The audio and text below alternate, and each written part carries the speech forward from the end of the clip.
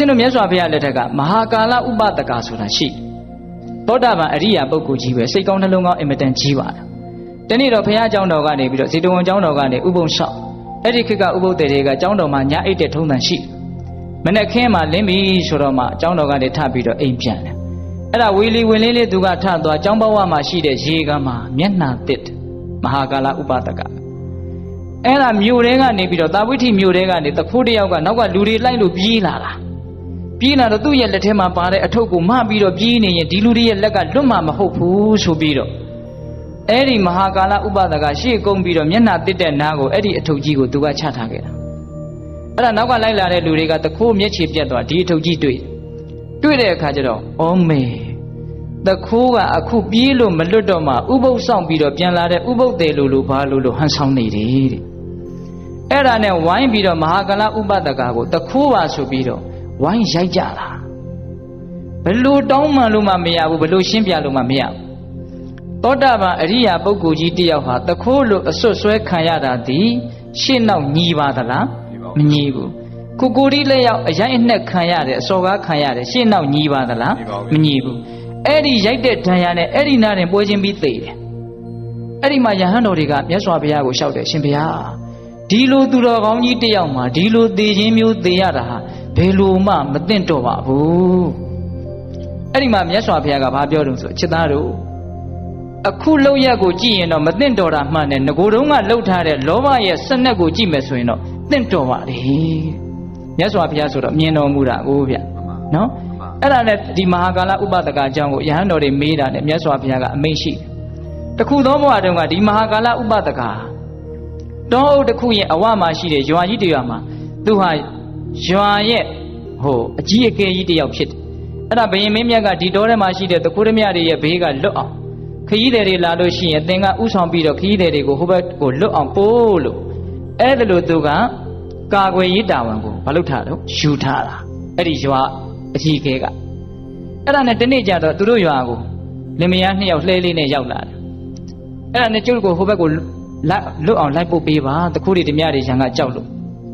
့ဟာအဲ့ဒီလိုဆိုလို့ရှိရင်ဘယ်နဲ့လုပ်မလို့အဲ့တော့မှဒီအကြီးအကဲကဒီလင်မယား2ယောက်ကိုကြည့်တော့ဒီအမျိုးသမီးကအင်မတန်ချောတဲ့အခါကျတော့သူကရားချင်သူများမယားကိုရားချင်တာနော်အဲ့ဒီလိုရားချင်တဲ့အခါကျတော့ဘယ်လိုရအောင်လုပ်မလဲလို့ပါဇက်ကဟိုလူနဲ့စကားပြောနေတာစိတ်ထဲကအလုပ်တွေရှုပ်ပြီးတော့တွေးနေတယ်သူကသိလားအဲ့ဒါနဲ့သူကနေပါအောင်တညအိပ်ပါအောင်မနေ့ကျရင်ပို့ပါမယ်အကြံထုတ်ချိန်ရအောင်လို့ဒီအမျိုးသမီးကိုရ